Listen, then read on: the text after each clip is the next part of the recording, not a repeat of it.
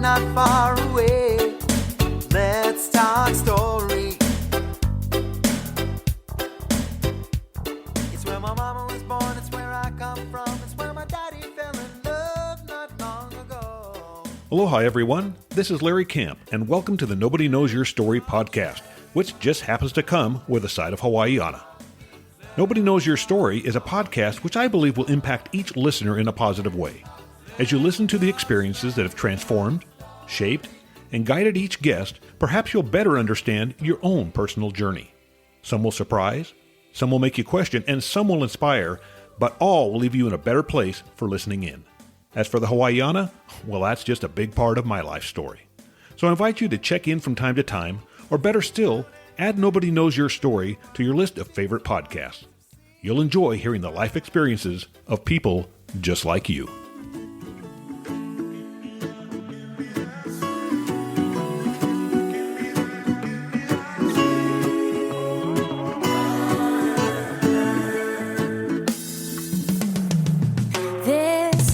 Floating in the air, it hits you like a melody you long to hear. The presence of aloha dancing everywhere, everywhere. There's nothing like a flower lay, the fragrance of a home and a warm embrace. So let it take your heart and your breath away, your breath away. Give me that sweet.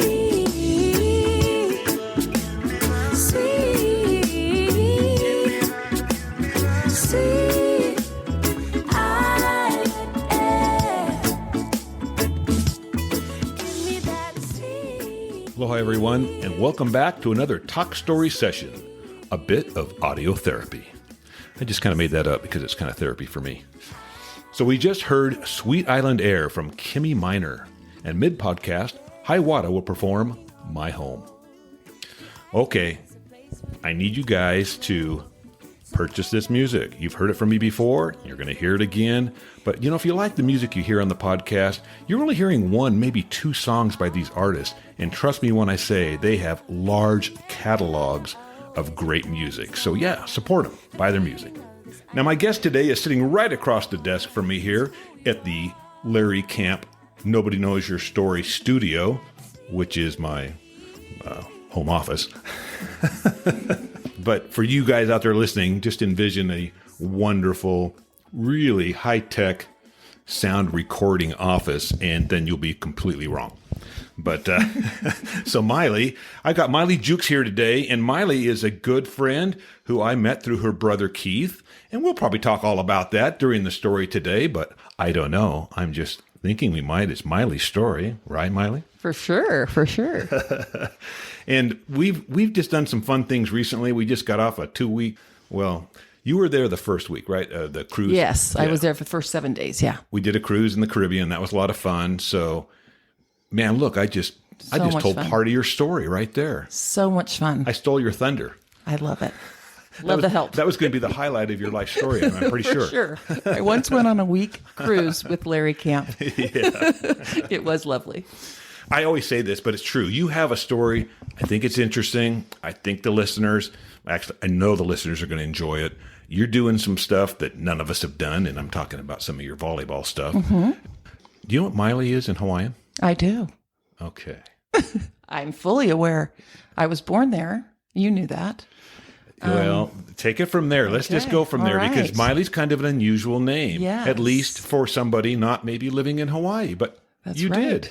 I did. I was born there, and I lived there for a few years before our family moved.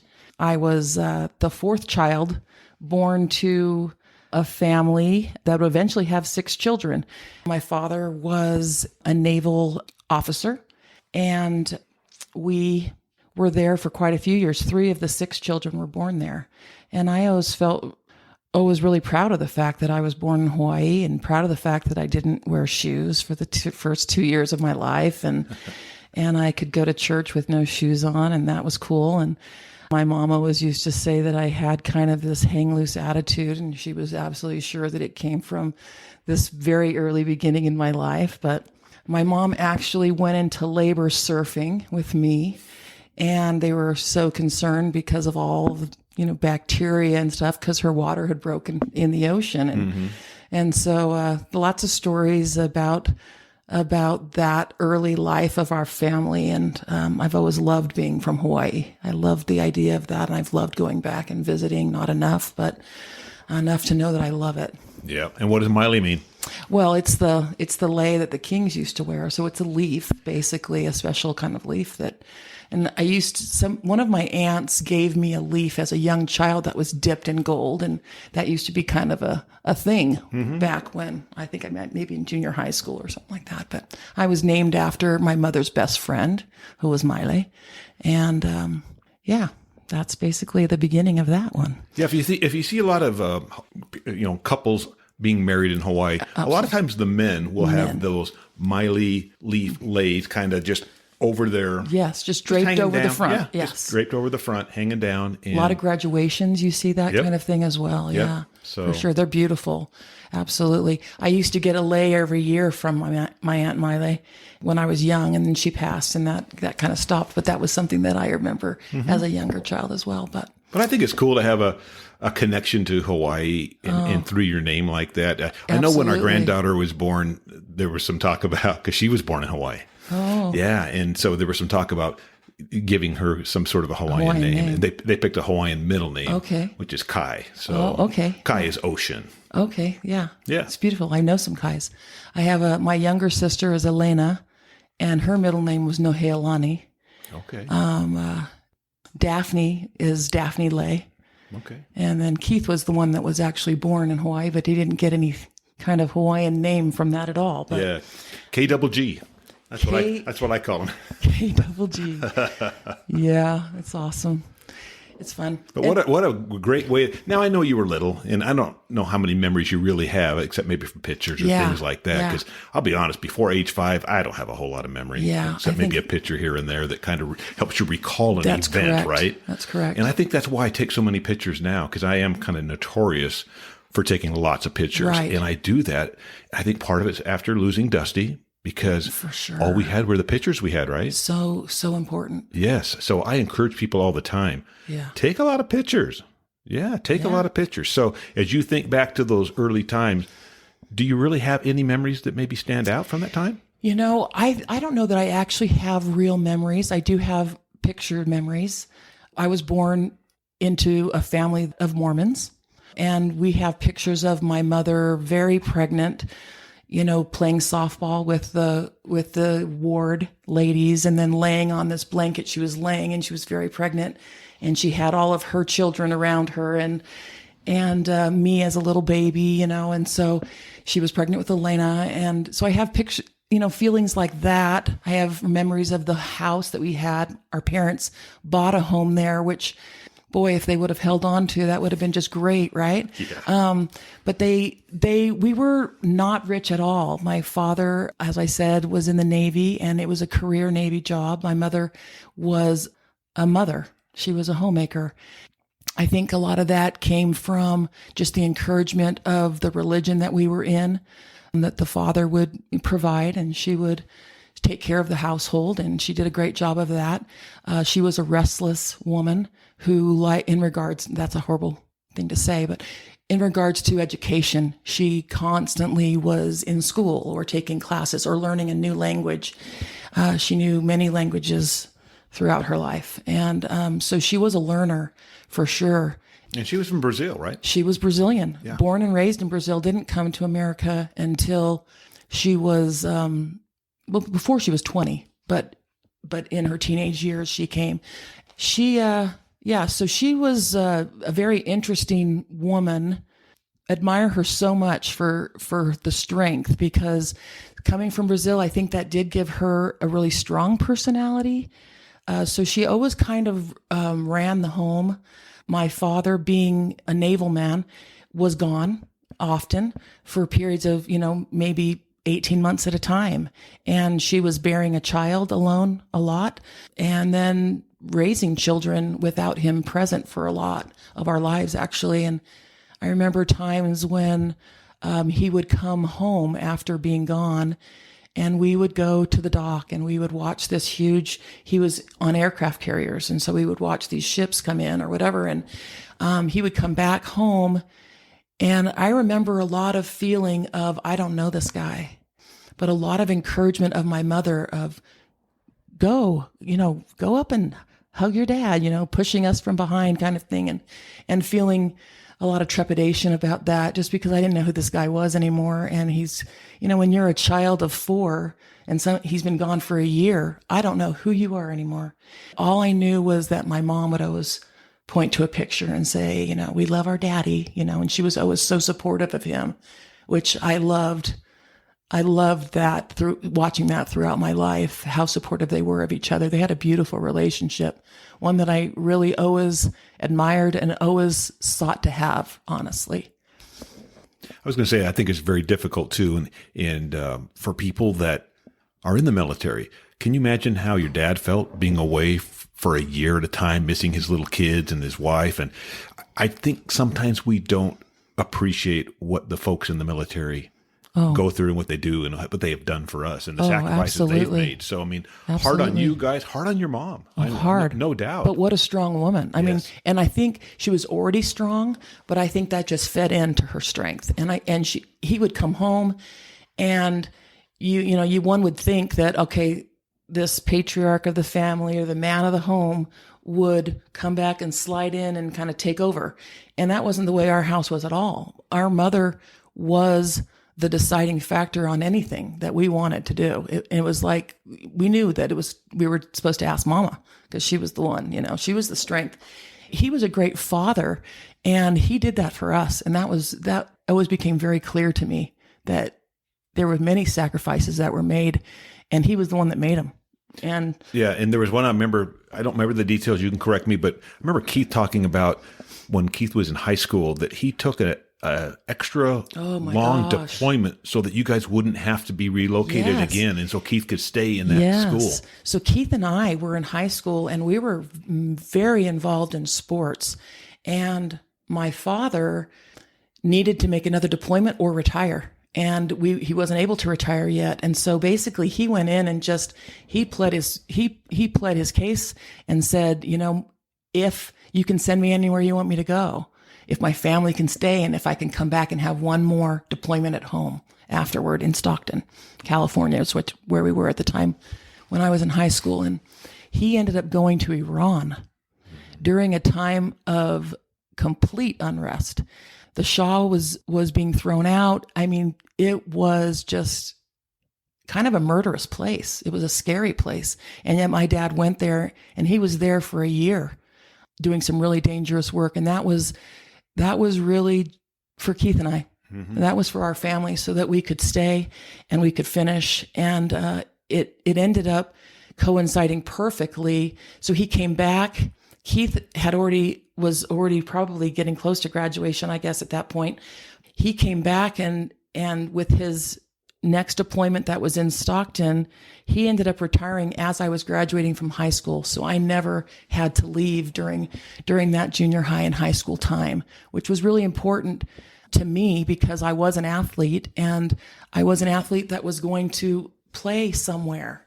So recruiting and that kind of thing was really an important factor for me. If I had moved right before my junior year, I may not have ended up being able to go to college and pay for it, with sports and stuff. As soon as I did go to college was the time when he retired and they moved to the East Coast. Within probably 3 months of me being gone, they were already in Maryland. My first Thanksgivings were going to Maryland and not to Stockton anymore. But yeah, he did that for me. And my mom's sacrifices of my dad staying in the military all those years, that was for us. And that became very clear as I got older and more mature and could see things. But and that speaks to your parents. And let me just say this: I knew your parents before I knew you guys. I know, which is so interesting because it's usually the other way around.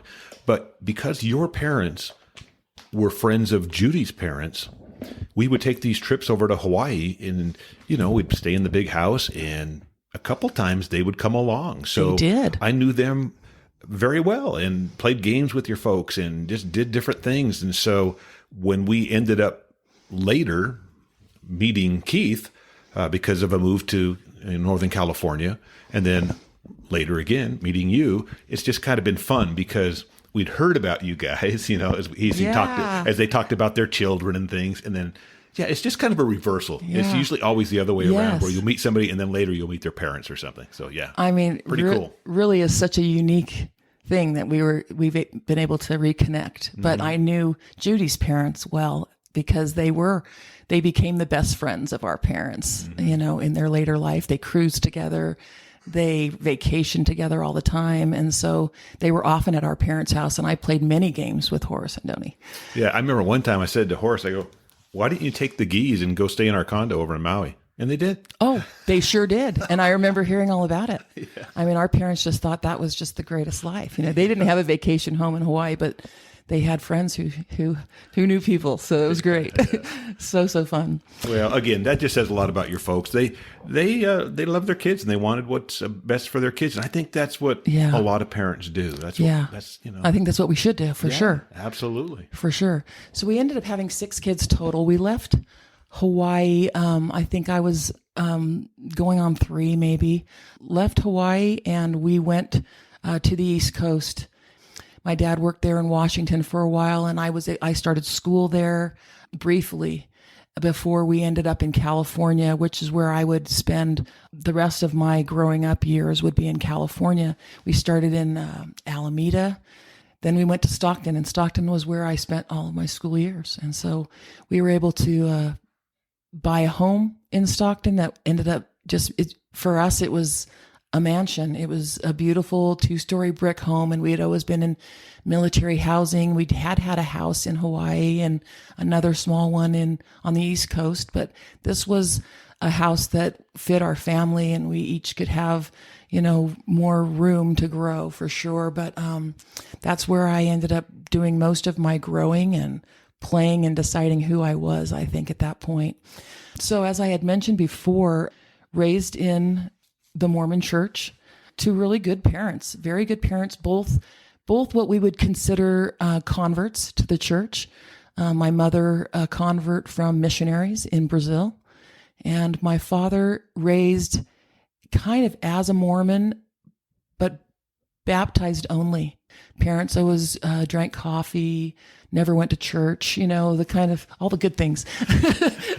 I'm kind of laughing. They drank coffee? They drank coffee? What in the world? Oh, one of the joys of life. But yes, they did drink coffee. But so my dad was born very, very poor. And so my dad's life story was such a success, and one that I would learn about later on in my life, how much of a success he was just from where he came from. But so he was an Idaho boy, the only son, worked, started driving a car when he was 12 so that he could drive himself to work and to school, and was just a hardworking guy. But he went to the Navy, and that's how basically he ended up not in Idaho. But we visited Idaho every year for a week for my entire life. We would drive there from the East Coast to be with my grandparents, or drive from California to be with my grandparents. But that was something that we all remember doing. We remembered it being very boring. There was nothing to do there, but we always did it. And so that kind of showed that his parents were important to him, even though he had definitely had to get out of there and create a life for himself. But anyway. So 6 kids and 5 girls, 1 boy. 5 girls, 1 boy. Yep. And I was the middle with Keith. And interestingly, the child that was born right after me, this would play a lot into my life. The child that was born when I was 18 was born deaf. And it was a rough birth order for me, just because I was 18 months old when she was born, and my mother needed to immediately start to go to school with her to learn sign language, another language from my mom. So I kind of remember, just as Elena was growing older, she was kind of troubled. So my mother was pregnant. We were in Hawaii. My mother took me to the Naval Hospital to get immunizations. And while she was there, she contracted rubella. Didn't know she was pregnant at the time, but within a few weeks figured it out. And her doctors were like, this is the worst time you could possibly have this, that you really needed to abort this child, that there would be just really grotesque kinds of birth disorders. And so, of course, my parents, being Christian and being Mormon, and decided that, of course, that was not an option and they would have her. And she was born just the most beautiful baby you'd ever seen. Her baby pictures are just like angelic. So all the doctors are shocked. My parents are shocked. Everyone's shocked. This baby is perfect, beautiful, no problem. We go home. Elena's probably, I don't know, 6-9 months or something like this. And she was back in this room, and an ironing board got hit and went onto the floor and made the loudest of sounds on this tile floor. And Elena is sitting in her crib, and there was just no flinch at all. She just sat there as if nothing had happened. And that was when my mom was like, oh no, here we go. And sure enough, she took her, and she was profoundly deaf to the point where, you couldn't have any kind of cochlear implants or anything.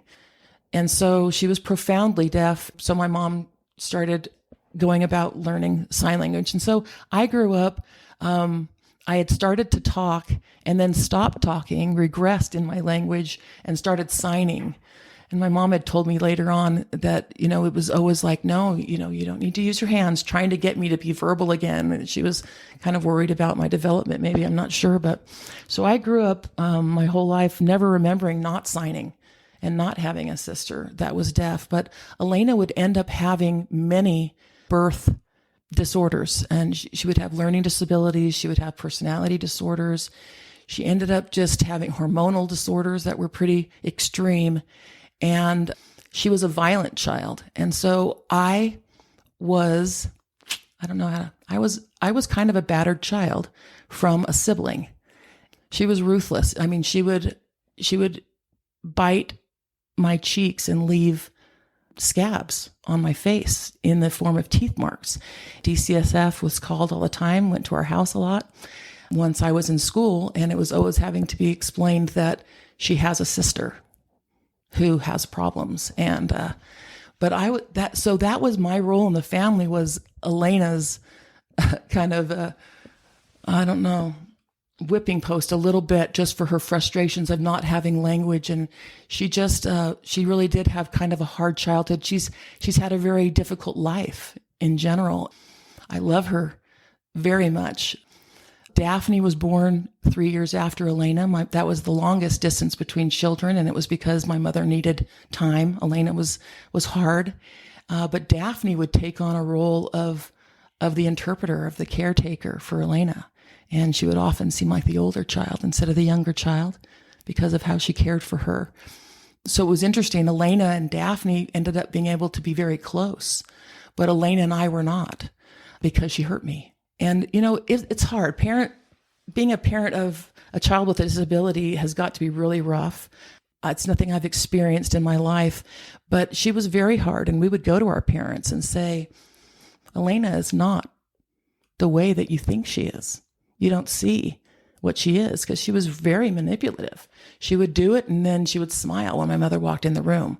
And it was just like we saw this little devil child almost, Sybil. Yeah, right. We were like, what is going on here? But yeah, she was really rough with me, would just pull clumps of hair out. And it was just kind of a really rough childhood. And so Elena and I have always struggled to have a super loving relationship ongoing. I love her, and we do have a good relationship, but I am the least likely to put up with her behaviors as adults. It's like, I don't have room for that. And so I would be a person that would say, if you want to be in my life, this is how it has to look. It can't be like this, because I can't continue to allow someone to hurt me, Yeah. Interestingly, this plays out again in my life, which I never really equated these two things together, but I would become a battered wife for 8.5 years, and pretty extreme. It was interesting that it took me a really long time to be able to say the same things that I said to Elena. of these are boundaries for me. This is not okay for me. I wasn't able to do that very well in a marriage either. Ended up divorcing because of that. But that's kind of jumping way ahead. But Well, let's go back to your high school years. yeah, for sure. You went to Alonzo Stagg High School. I sure did. I went to Alonzo Stagg High School for 3 years, and then I went and graduated from Lincoln. And aren't you amazed that I knew that? That is kind of crazy. That is kind of crazy. One of the guys I play softball with went to that same high school. Is that right? Yep.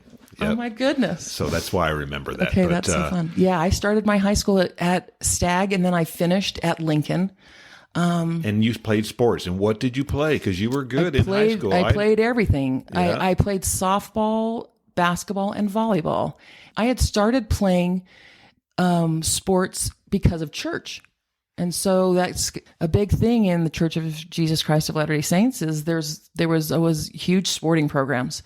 And I loved that. And because of my relationship with Elena and my strong relationship with Keith, who was a year and a few months older than me, we were very close. We grew up very close, and I hung with Keith. When my brother's friends would come over and want to play football outside or throw ball or whatever, I was there with them instead of with my sisters. And so I grew up an outside child playing any sport that somebody would let me play, and I loved it. And then I ended up being very tall, and that helped. I probably reached my capacity height in maybe 9th grade, maybe 10th. You're like 6 foot, aren't you? I'm 6 feet tall. So I was so much taller than every boy in junior high school. It was just crazy. And so sports was where it was at for me. I was all about it. Yeah, so, especially basketball, volleyball. Oh yeah. So I started with basketball, and that was really something that came pretty easy. And I loved it. It was great. And then later on, it was just like I just love sports. So I was going to just try all these different sports. And so I ended up playing in high school softball, basketball, and volleyball.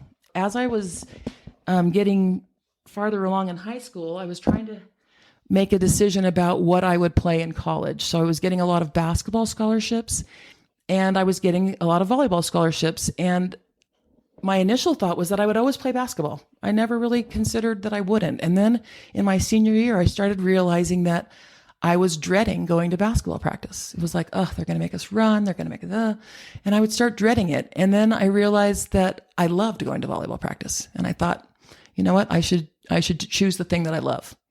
And I did. And I'm so grateful for that. Volleyball would become a huge part of my life, is still in my life, which is just crazy.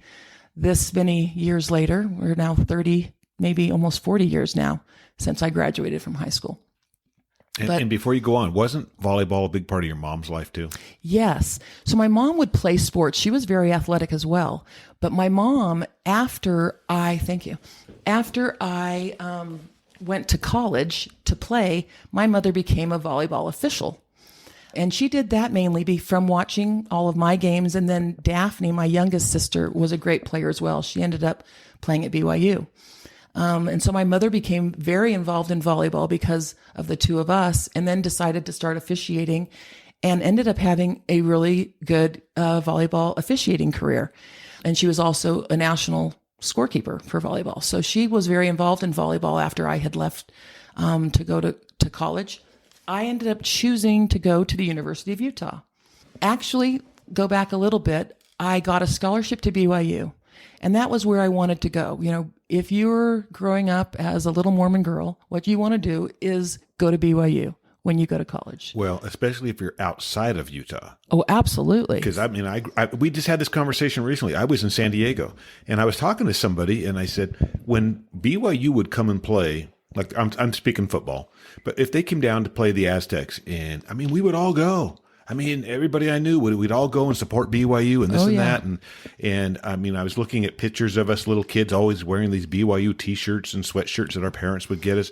So when I moved to Utah to start high school, and people from the pulpit in Salt Lake City are like bad-mouthing BYU.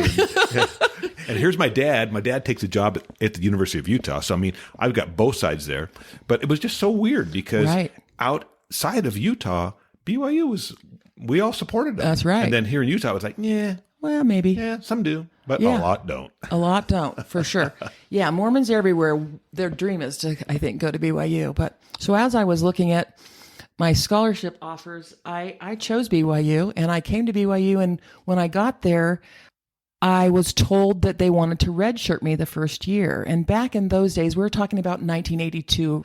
Back in those days, if you were to redshirt, it wasn't a paid gig. Your redshirt year was on you, which was really different. And my parents, my father had just retired from the military. They were still in Stockton, but he didn't know what his next gig was yet. And so there was no way that my parents were going to pay tuition for me to go to college. And I knew that. And we grew up knowing that. We grew up knowing you better be smart, you better play an instrument, you better play a sport, and be good at it.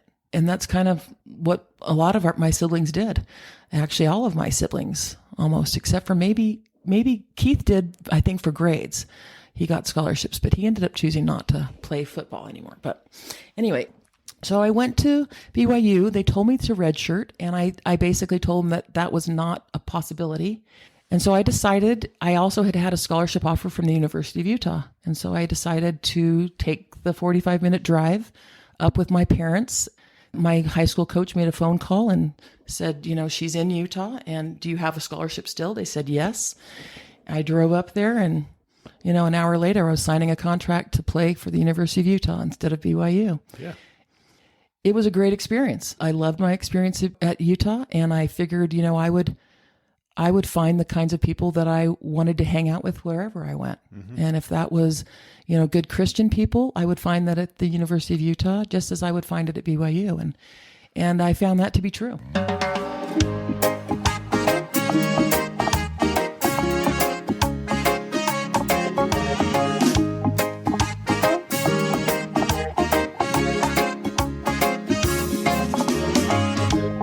There's a place in the middle of the ocean I call this home. No stress, we stay blessed. Yeah, this place is the best. And no traffic lights, no buildings high. Yeah, we don't need them. It's paradise by the ocean side, and I really feel it. This is where I'll be.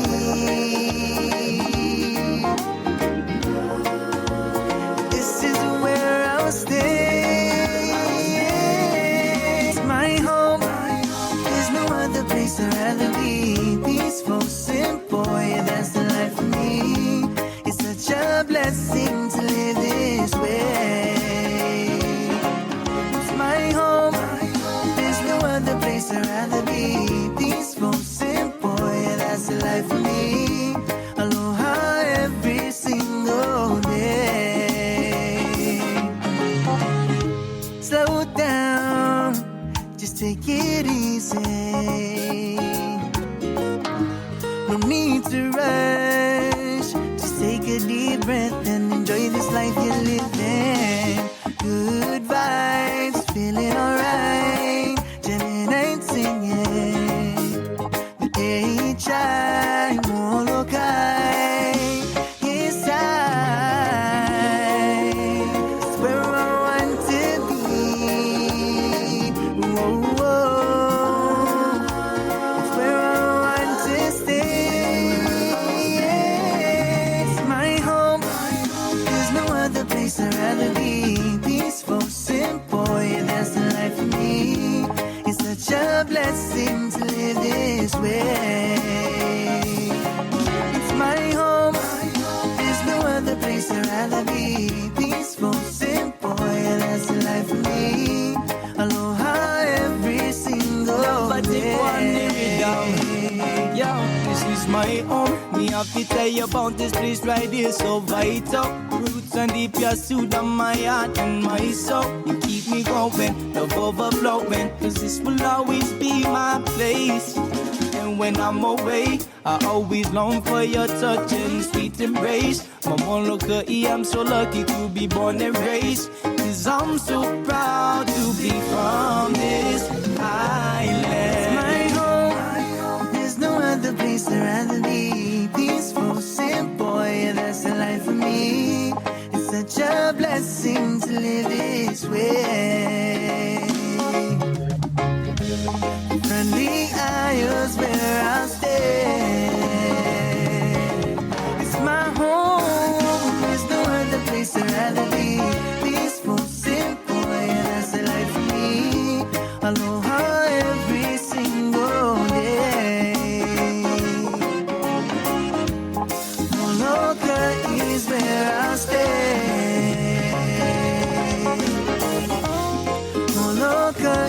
where I'll stay. Oh, oh, Molokai is where I'll stay. I had a good career at the University of Utah. I ended up meeting my first husband there. He was a student as well. He was an Elders Quorum president, and you know, he's a good-looking guy. And I met him on a volleyball court. So what could go wrong, right? Checked off all the boxes. That's checked off all the boxes.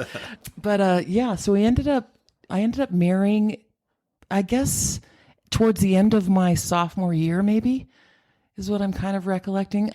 My marriage went south just right out of the gate, really quick. And it was shocking because of my parents' marriage, I think, was the main reason. So my parents were very loving to each other, affectionate with each other, making out in front of us. And we're always like, guys, you know, Gross. It's gross. Find a room, whatever. You know, we didn't love that growing up. And there was not arguments with my parents. My parents weren't people who fought. And so if they did, they kept that from us, you know, for good or ill. So I hadn't experienced seeing my parents have conflict, resolve conflict. And I for sure had never seen a man hit a woman. And this was something growing up that Keith to this day, you know, says was so unfair that I could punch him, but he was not allowed to ever lay a hand on me. That's how I grew up, was that a man would never touch a woman. And that's not what my experience was, unfortunately. And it started very quickly. Just really probably the hardest thing in my life was living through that marriage and just trying to do the right thing at every turn and not really knowing like what was right. My first thought was that this isn't right and I shouldn't be in this marriage. And that was my common sense talking to me. It was nothing. It didn't look like any marriage I had ever seen. It was just kind of an unstable time for me. It was difficult. I ended up on birth control so that I could play volleyball. Ended up going off birth control because I was gaining weight, and that, you know, he didn't love that. And then I got pregnant, and that was really a hard thing for me because I was not able to play my senior year. I was going to be an All-American, and I didn't have that opportunity anymore. And that was difficult. But the abuse started becoming worse when I got pregnant. So as soon as I was pregnant, it was almost like this flip switch that I'm stuck. She can't go anywhere, you know? And so I ended up having 3 beautiful children, 3 daughters that honestly are the world to me. And I would go through that experience 100 times over to have them. Fabulous humans, really. But the sad part of this was through all of these years of abuse, very seldom would we go a month without something really violent happening. So, you know, you're constantly living on eggshells. You're constantly trying to make things okay for children that are living in the house. And every time, there was not a time that I was ever hit that I did not go to my bishop in my church. And for some reason, I've tried to analyze this, being so many years removed now, analyze this. Why didn't I pick up a phone and dial 911? I mean, that just seems logical to me at this point, looking at it. Like, why was that I didn't do that? It was just, I don't know. My upbringing, it was like, you call your bishop when you have a problem. And that's kind of just what I did. And unfortunately, that kept me in that marriage for 8.5 years because I never was given permission, I guess, to leave my husband. It was always, we'll send you to counseling. Are you guys reading your scriptures? Are you praying together? And all the message that I got from that, was that I wasn't important enough to save myself. Stay. That was the message, was stay. And I didn't know this till way after the fact, that that's really what they're encouraged to do, is to keep this family together, regardless of how bad this family is and how dangerous the situation could be. I was just going to say, if I had to guess, I would also guess that you didn't tell your folks. You know, I didn't tell my folks for a very long time. Keith was the first person I told, Yeah. and Keith was living in Provo at BYU, and I was in Utah. So we were the only two in our family that were in Utah. I was pregnant with my first child, and it was one of the scarier episodes that we had. And I picked up the phone to call Keith, and I told him, I said, I am calling Keith. And if you can imagine, that'd be pretty scary if you know Keith. Mm-hmm. But the minute I would pick up the phone to call a bishop or my brother, he would get in a car and he would leave. Okay, so that was also something that I learned, was that was a way to get it to end. And so I called Keith on this one time, and he got in a car and drove to me. And of course, my husband was not there when he arrived. I had blood on my face, and one of our windows was broken because he was trying to break in. I had locked him out of the house halfway through, and he had tried to break in. And so my brother gets there, and there's glass everywhere. His pregnant sister is bawling and bleeding. And it was a good thing that my husband was gone, because my brother would have absolutely beaten him up, hands down, without a thought about it. And he would have. Yeah. And my brother is a gentle man, but he's not going to put up with that at all. He would never have. Do you think another reason that you stayed for as long as you did was because of the patriarchy in the church, and how you as a woman have always been raised that the man is the leader and that what he says goes? And maybe, who knows, maybe did you feel like maybe you deserve some of that? I don't know. I'm just the outsider hearing this, but I just also know I grew up in the same religion, and I do know that there's a lot of there's a lot put on that whole patriarchal priesthood holder thing. Absolutely. Throughout the entirety of my marriage, my husband was never put on a church probation, which is basically, kind of a hand slap of, for 6 months, you can't take the sacrament or whatever. That never happened. I was battered. The messaging that I received from that was that I wasn't important enough. And that's what I got from every bishop that I ever went to, was that no, you're staying, and this is the way it is. Interestingly, at the end, it was the worst. It was the worst fight we had ever had. It was very scary. I actually thought I was being killed. I was choked to unconsciousness. So I really believed that I was dying. I had gotten my children out of the house. I had opened the door and told them to go across the street, and then I had locked the door so they couldn't get back in. And they were pounding to get back in. It was just really a horrific experience. I had tried to push him away from me. So this was a question that I've received a lot, was because I'm not an easy person. I'm a strong person. So people would ask, like his other wives, as he got married, would ask after they divorced him, like, he told us that you hit him back. And it was laughable. It was like, okay, like one time I fought back and he choked me until I passed out. That's how much I fought back. And it was like, I might do that differently, if that ever came to be in my existence again. But I took a passive role on that, which is pretty amazing. And I have to imagine came from an upbringing of patriarchy. But the very last time was really a horrific experience.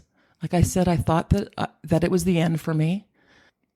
When he left, I picked up the phone again. I was calling the bishop again. He left.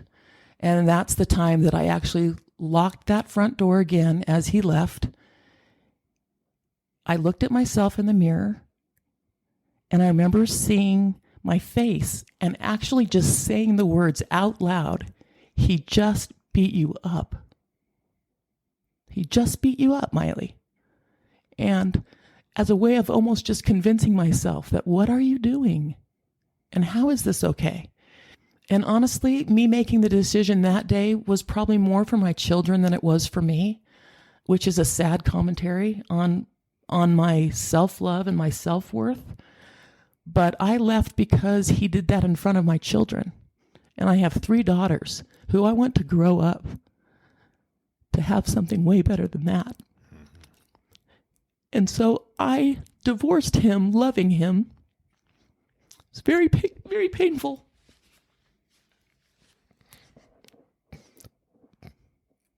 But it was at that moment that I was convinced that every single thing that every single bishop had ever said to me would fix it.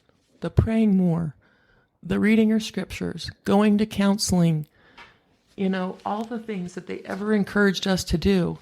These things would never change what I was living, and that this was it. And that if he could have changed it, he would have, because he loved us. And he loved my children madly. Until the day he died, he loved my children. And so it became very clear to me that if he could change it, he would, and that this is never going to be different than this. Yeah. And so I called the police. They slept outside my house. I had a locksmith in the morning, and I went to see my bishop. For the last time for this, what I did differently that day that allowed me, that's a horrible way to say it, to actually get a divorce and get some support, was I walked in and said, I am getting a divorce. No matter what anyone says, I am getting a divorce. And of course, he's looking at a woman whose face isn't completely intact, and a woman crying, and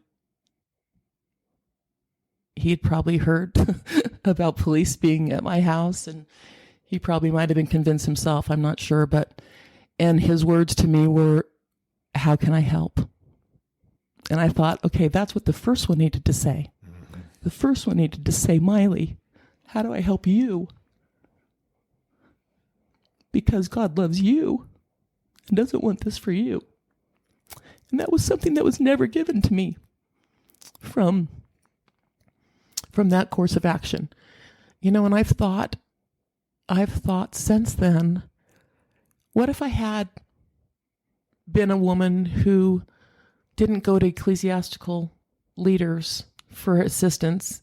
And what if I had called the cops? Would that have been enough of a deterrent? Maybe, maybe not. There's no way for me to rewrite that and to know. But I sure knew what I was going to say when I went in that last time. And I'm not asking a question. This is not in the form of a question. I am getting a divorce. No matter what. Yeah. And you think back to those days with those bishops. We were brought up with the belief that these bishops knew what was good for us. They knew they had the answers. And now that we're a little older and maybe a little more cynical, but also I think a little bit more understanding of how things really work, these are guys that are just volunteering. Yeah. They may be a plumber, a mortician, an attorney, and they might be really good at what they do professionally. Yeah. But as far as counseling and helping someone, it's a roll of the dice. That's right. Yeah.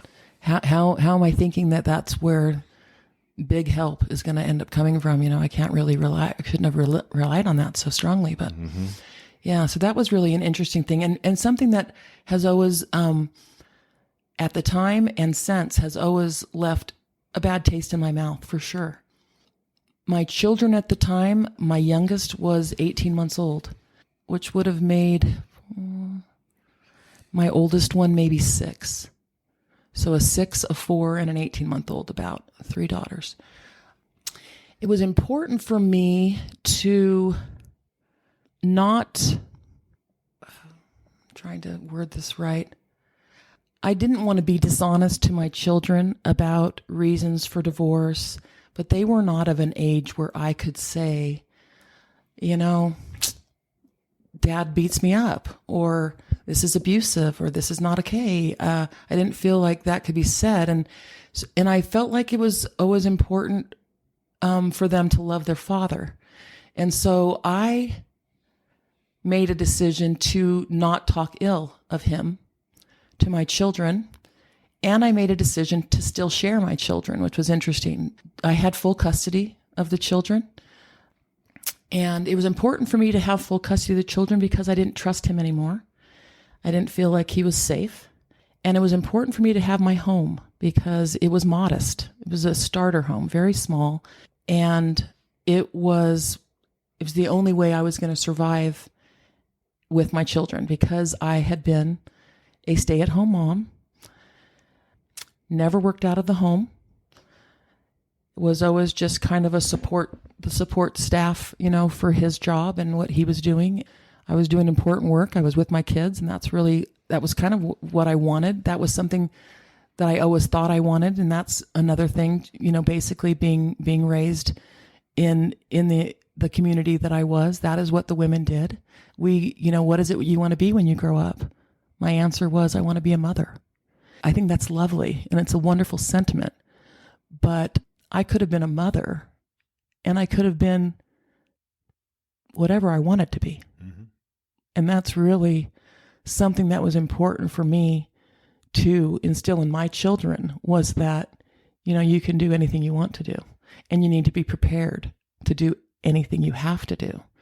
I wasn't prepared for the fact that after marrying, 8.5 years ago, that I was going to be trying to figure out how to support a family. This was not something in my wheelhouse. And this is something that kept me married, because I got pregnant before I graduated from college. I didn't have a diploma, and that was kind of the way he liked it. And so that's the way it was. And that's the way it was for many, many women like me. I was just going to say that's what keeps a lot of women in those marriages. That's right. Because what am I going to do? How am I going to feed the kids if he's not here? Yeah. And it's a dangerous, it's a dangerous situation for sure. And then to ask for help and maybe not get the help you need, is really, it's kind of a dire situation. He continued to have visitation with my children. He wasn't, I feel like I've always loved him. I loved him when he died. I loved him when I divorced him. And I think I feel more sadness. I felt more sadness being divorced from him, because I knew in my heart, that this problem was his. I knew that. No matter hearing for 8.5 years that this is you, Maile. This happens because of you, Maile. Deep down, I always knew that this was a he problem, and I could do things to try to make it better, but I couldn't fix that. The realization was there that if you're going to survive, you're going to move on and have a life that you want. You had to separate from him. So the next question would be, I guess, where did you go? What happened after that point when you did finally go through with the divorce, and now you got these 3 little kids, 3 little girls, 6, 4, and 18 months. Right. So my parents, being the great parents they are, they were very good parents, not perfect parents for sure, a lot of errors, but they were supportive, good parents and good people. They had found out, I had confided in them, not a lot of details for sure, but that there was some abuse that was going on. They knew that it was happening. We had had a fight a couple years before the divorce where I had called my parents on the East Coast, and my mom immediately sent tickets, and me and the girls were on our way to the East Coast. So they were aware. I decided to go back to him after that time. And so they knew from that point on that these things were happening. I'm glad you involved them, because so often people don't. You know what? I didn't involve them. I involved them because I thought I was getting out. Yeah. I called because it was a big enough fight where I thought, you know what? I don't think I can do this. So I told them, I don't think I can do it. And then, I've bought you this van. Oh, please come back. We can do this again. I'm working on this. I'm working on this. No one ever sets out in this world to say, I don't want to stay married. I want to get divorced someday. I mean, this is not part of anyone's dream. And so of course, if I ever thought there was a possibility of fixing it, I was all in. I was about it, and I worked it. And it wasn't until that final day where I actually looked and said, wow, this is never going to change. And I have tried, and I've checked off all of these boxes of things that could possibly make this better, and it didn't. And so I'm out. So my mom, I called her and told her that it's over. And the amount of relief from my parents, I can't even fathom it. But she was on a flight She was to me, I think, the next day. We basically looked at all my finances. We looked at everything I owned. We gave all of the cars that we owned to him because they all had payments that I couldn't afford. I couldn't afford a house payment and a car payment. And so all I could do was give him all of the cars. And my mom and I went, and she ended up buying me a car for $3,000, a little cute little blue Ford Topaz or something. It was like nothing exciting, but it was mine. And it was my way of getting my kids everywhere we needed to go. And she stayed, and we figured it out. So I did share the children. They visited him, and unfortunately they ended up seeing other marriages end because of the abuse. And so, they saw a little bit more of that than I would have ever wanted any child, let alone my own children, to see. But I had good arrangements with each of the new wives that they basically promised me that they would call me. If there's ever a fight, I will call you. And it happened a lot where I was picking up my kids out of a police car sometimes, but I was picking up my kids and getting them away from him. And so really kind of a hard situation for my kids growing up, for sure. They were young, but as they got older and asked questions, it was important for me not to soft coat too much. That it was important for me when they were very young. It was like, none of us are perfect. And Dad has some things that I just can't live with anymore. And I don't want that for my life. And they would be like, oh, okay. And that was all they would need to know until it was later. And then they would come to me and say, I saw this. Why did this happen? And I would have to explain abuse to them. And really a sad situation. My first husband ended up passing away after I was remarried. I probably should talk about my remarriage before I talk about that.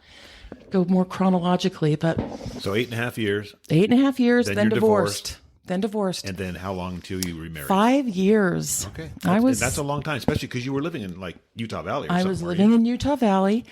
I was engaged twice during that time. And one time I ended up not going through with the marriage because he wasn't a member. That caused some problems. We talked about any future children we had. He did not want to be Mormon children. He didn't want to raise his kids.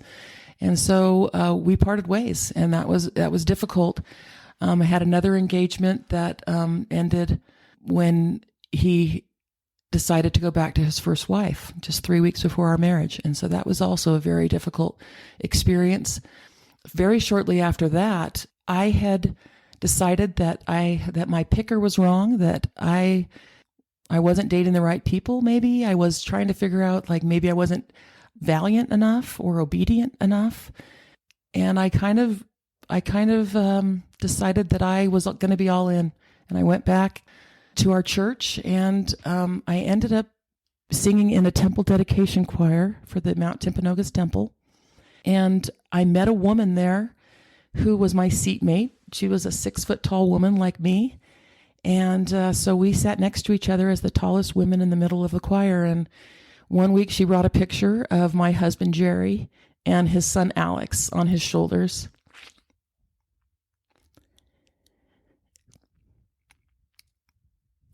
And she said, "This is my son and my grandson. If my son called you, would you go out on a date with him?" And my first thought, of course, was no, never. I had just gone through this very traumatic experience, and my heart was broken, and I was trying to make myself okay, make my children okay, because they had loved him, the person that I was going to marry as well. And we were kind of struggling again. And so my first thought was no. And then the next thought was, your picker's broken. Let somebody else help you. And so I said yes. And he called, and we talked a few times on the phone, and then went out on a date. He was a really nice and gentle person. At this point, I had kind of thought maybe I won't remarry, I was always afraid of remarrying and having an abusive situation again, because there were no signs on my first marriage. There were signs to the contrary on my first marriage. And so I really felt like that could happen again. And so I was afraid. But Jerry was a very, very soft-spoken and gentle person, and I felt comfortable with him. We dated for about a year and ended up marrying. I guess it was about a year later. In the meantime, we flew to Washington, D.C., where my parents were serving in a temple presidency out there. With Judy's parents were out there as well. They had met Jerry when I brought him out to meet my folks. And we went to Niagara Falls and upstate New York and to Canada with your in-laws and my parents and Jerry and I. Probably around 96, 95, yeah, 96. Exactly. Yeah, exactly. And so we came home from that. We dated for a while longer, and then decided that I was waiting for a temple cancellation from my first marriage.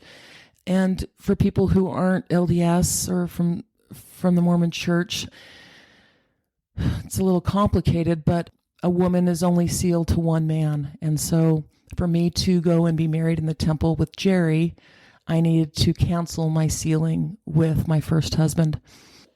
It didn't come in time, and we felt like we should just go and get married, and then we would be married in the temple later when my parents returned from their mission. And it ended up probably being the best decision we could make. But so we were just married in Provo at City Hall kind of a thing, and some of my siblings came, and his parents came. Mine were on a mission. And then a year later, we were able to go back to the temple and be sealed to each other. And at that point, we had an infant that had been born to us, Dallin, our youngest child. And so he was sealed to us that day as well. And so it was a really beautiful day. I should talk a little bit about my stepson, Alex. He was just this beautiful blonde boy that looked like he belonged to me. I felt like he looked like my girls. They were all blonde, and he was 2 years younger than my youngest, and so he was just like another stair step. A beautiful child. He's a beautiful friend to me now, and I love him dearly. We were able to raise him. His mother had relinquished custody to Jerry prior to us marrying, and so we raised Alex. He visited his mother. Beautiful child, and he so wanted a mother. Once we got married, he ran up to me and just put his arms around my legs and looked up at me and said, "Now I can call you mommy." And I said, "Oh, you don't have to call me mommy." He said, "You have a mommy. You can just call me Maile. You can call me anything you want." I said to him, and he says, "I want to call you mommy." And I didn't understand at the time. It made me uncomfortable because my girls were not going to call Jerry dad. They had a dad, and one that was like ever present in their life. So I felt weird about that. I felt uncomfortable initially. And later I would realize that that's just what he needed. He needed a mom. And so that's what I became for him. He's a beautiful human, and he fit in our family perfectly. Our sealing day was very difficult for him because he wasn't allowed to come. His mother had relinquished her membership in the church and did not want him to be able to go in. And so he stayed out in the nursery when we were sealed to Dallin, and it was a hard day for Alex. I have a picture of me holding Alex, and Alex is just crying at the reception. He had just had such a sad day because he was left behind. "You were all in there," he said, "and I wasn't with you." And it just broke my heart completely. Really, really a sad day for that. But I became Alex's mother.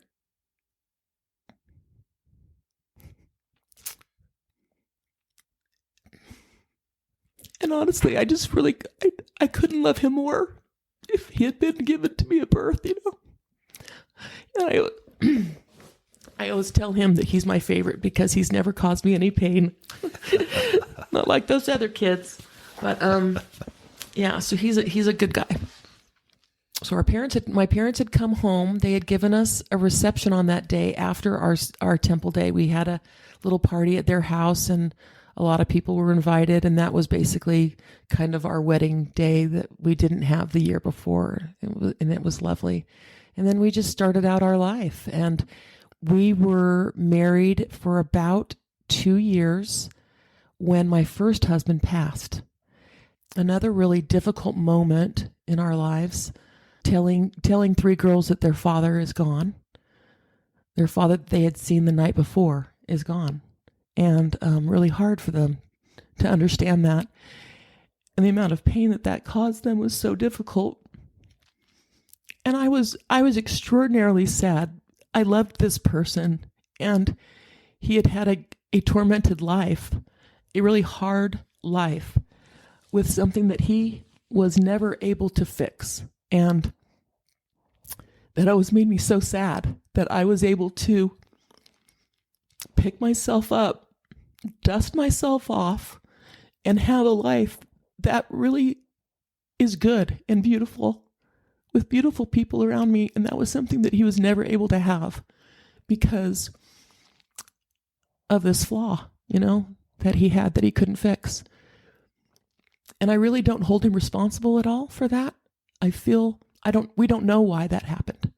He doesn't know why. And I don't know why. There was nothing from his childhood that we could point to and say, this is why this is happening.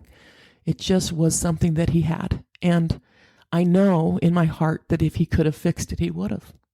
And so I always felt sadness for him that his life couldn't be so happy. That was always a really hard thing.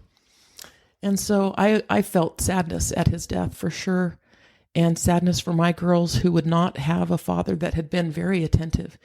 He was a beautiful father, which was such a contrast for me. It took me a long time to get past the fact that how can you be a good father and not be able to be a good husband?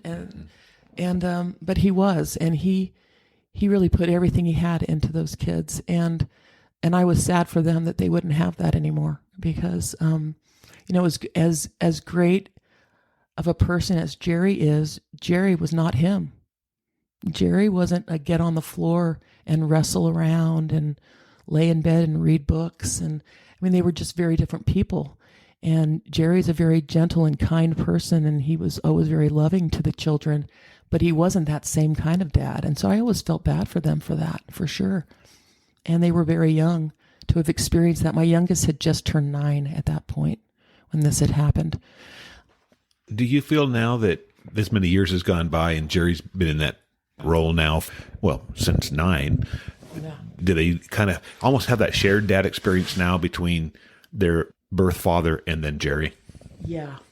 Very different relationships, of course, but Jerry became dad.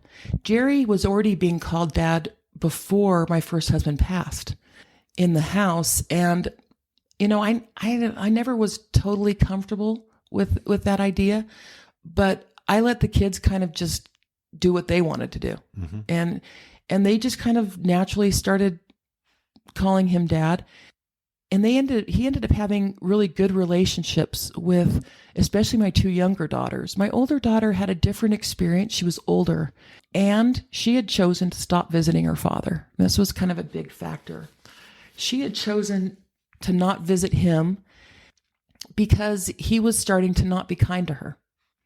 There had been some situations where, I think as they were growing up and they were getting their own minds, they wanted to do their own thing. They weren't just following along blindly. They were becoming a little stronger. That's when the problems started coming about with him and my daughters. I think it happened with Callie, my oldest daughter, and she had chosen to not go back. So they had a kind of a falling out. He had told her to walk home, and she basically said, I'm not going back.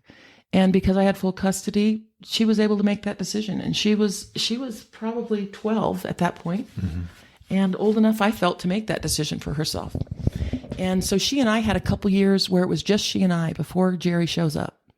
And that made it so that there wasn't a guy on the planet that was going to come in and have a stamp of approval from her. She and I had become very close, and Jerry was taking her spot, is kind of what I think it ended up feeling like for her. And so they didn't have a great relationship. It wasn't a yell relationship, it was just kind of a quieter relationship. They didn't talk as much. They didn't hug each other as much.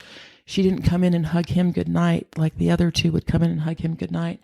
And her experience was just a little bit more difficult. And so she wasn't in a position to just, accept him blindly. They have a relationship now that I think is better than it's ever been. And it's taken a long time to get there, and not because either one of them did anything wrong, but it just wasn't there.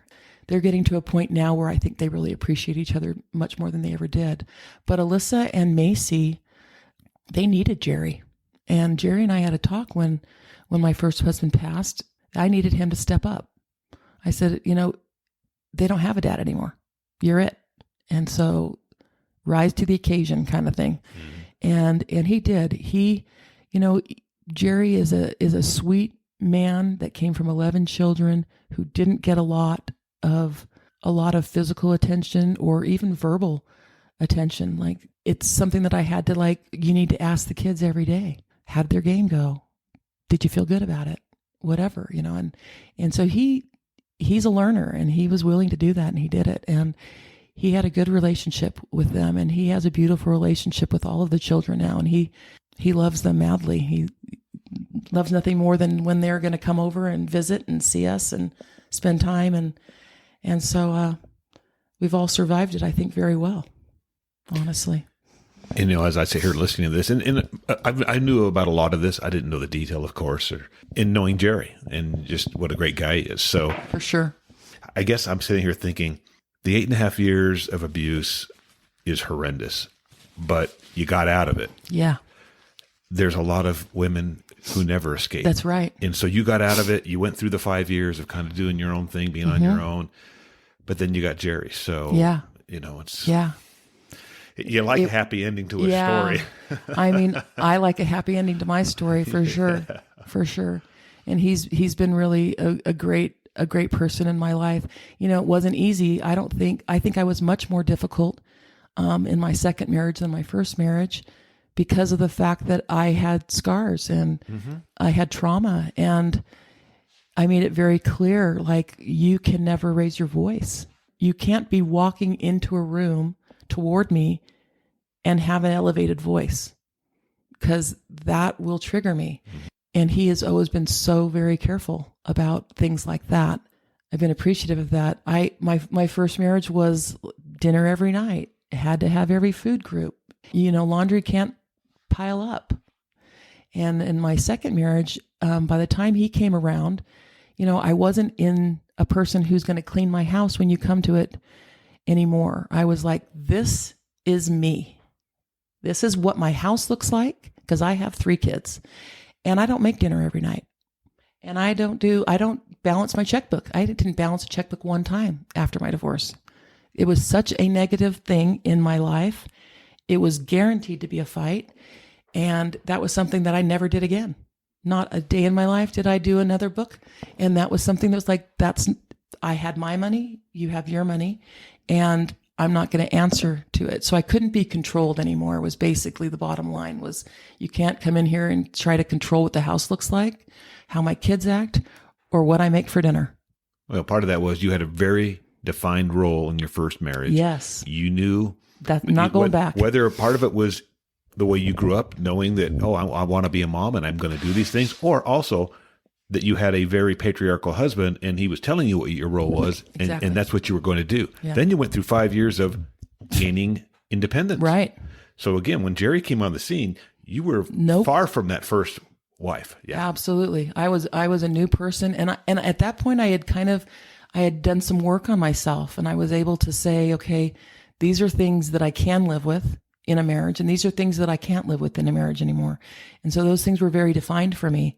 And it was no longer, I'm going to put my best foot forward, while I'm dating somebody. No, this is Maile. This is the way I am. And that was more of to keep me safe too. I'm not going to bait and switch anybody, and I don't want anyone to bait and switch me. It's you show me who you are, I'll show you who I am. And if our lives work together, then great. If they don't, next. Yeah. And another piece too is you were 5 years older.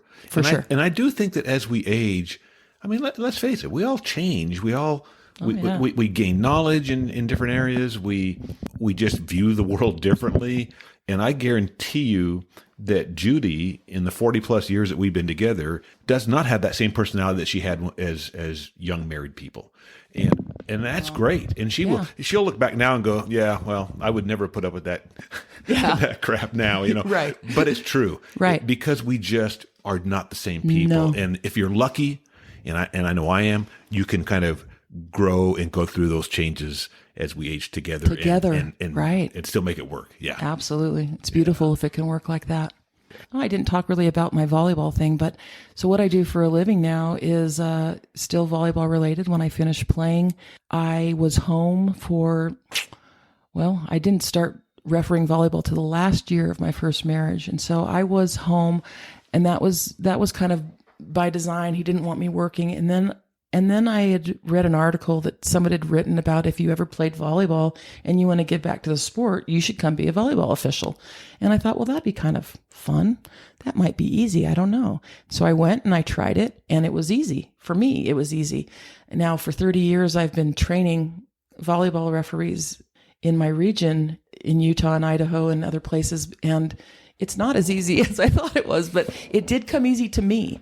And so I have been a volleyball official for this 35 years now in college, and it's been my career, and it's brought me a lot of joy, and I've allowed me to see a lot of the country and to give back to a sport that I really did love. So it's become a really big part of my life, and I've really enjoyed being able to stay in it.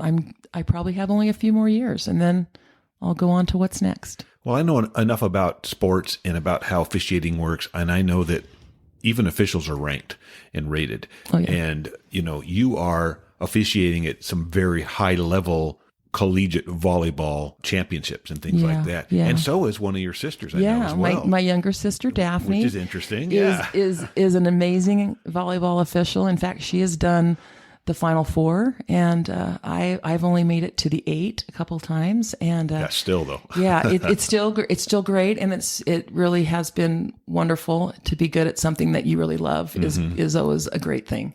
It's been great because I didn't have a career, and it has allowed my children, my daughters specifically, they were able to see me as they were growing up, do something that I wanted, that I was good at, and watch me excel and work at it. It's something that I think that they have voiced that they admired that about me. And I'm glad that I was able to do that, even though I didn't have a career, from going to college and graduating and having a career from the onset.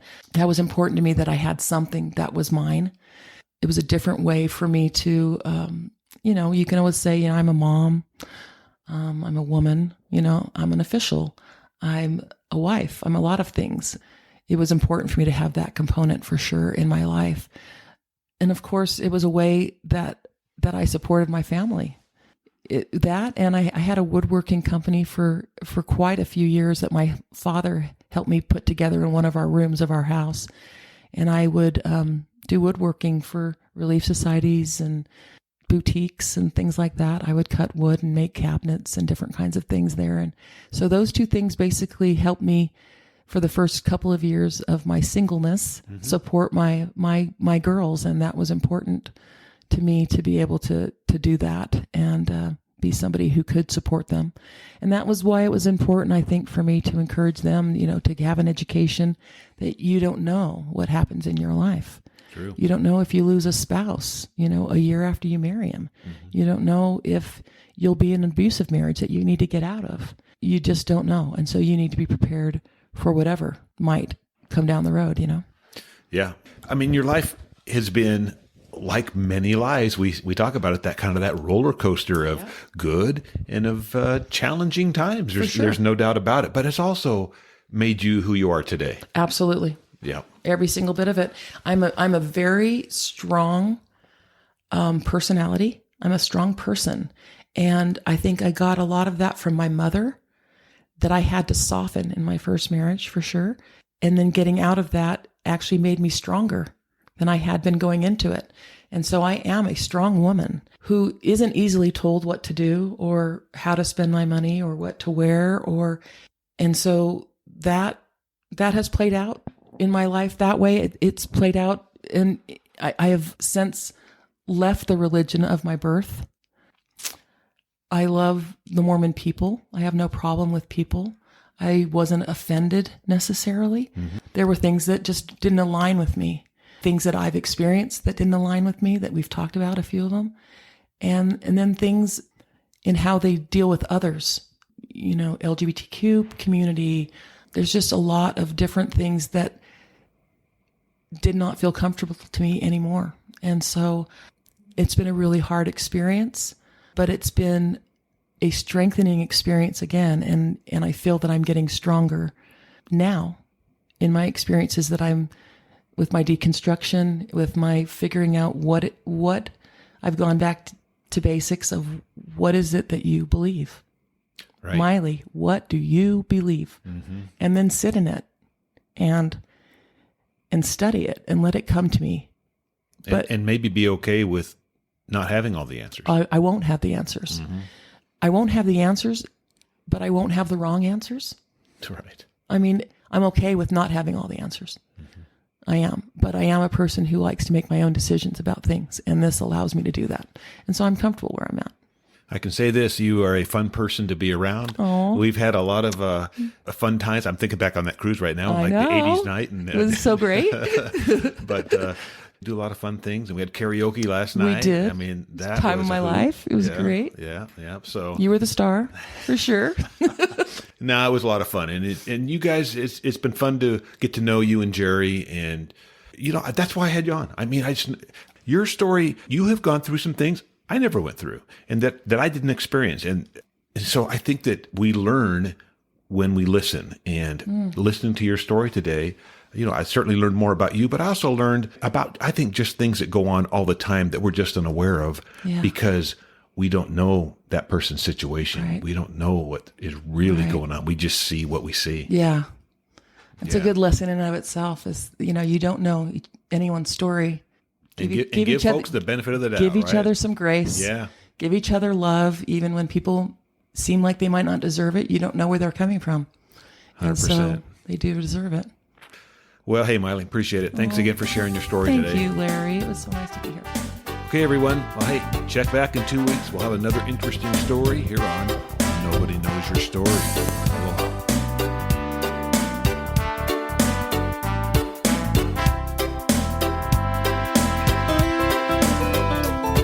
Down a little old country road not far away.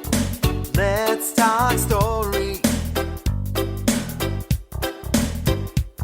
It's where my mama was born, it's where I come from, it's where my daddy fell